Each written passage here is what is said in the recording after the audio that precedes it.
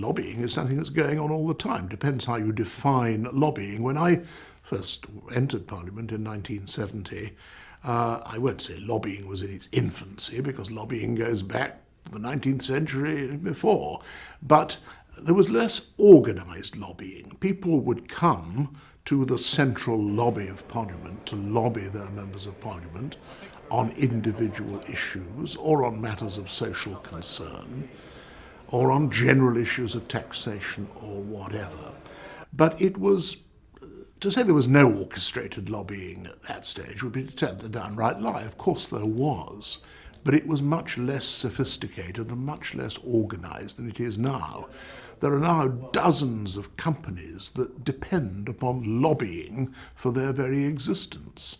There are all sorts of pressure groups and interest groups that employ professional lobbyists to work on their behalf and to seek to capture the attention first and the support second of members of Parliament and members of the House of Lords. There is lobbying going on all the time on almost every subject.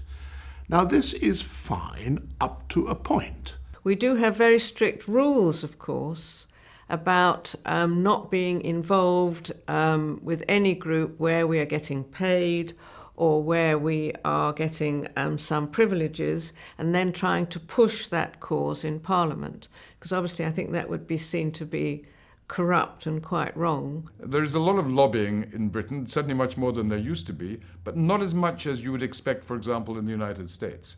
And the reason is quite simple.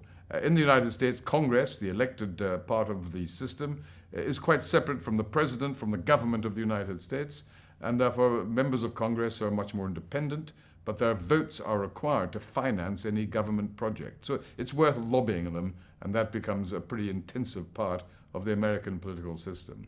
In the United Kingdom, there is lobbying, but the role of members of Parliament is different. The government is only the government, unlike the United States, because it has a majority within the elected chamber, within Parliament itself. And so in order for that government to be able to govern, there has to be more of a disciplined system of people being expected to support the party, unless they have strong reasons of conscience or other reasons why occasionally they decline to do so.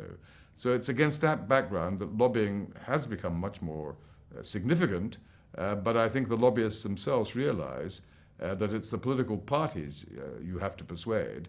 The individual member of Parliament makes a contribution to that collective view, but the individual member of Parliament I would not claim is as powerful as an individual senator in the United States would be in comparison.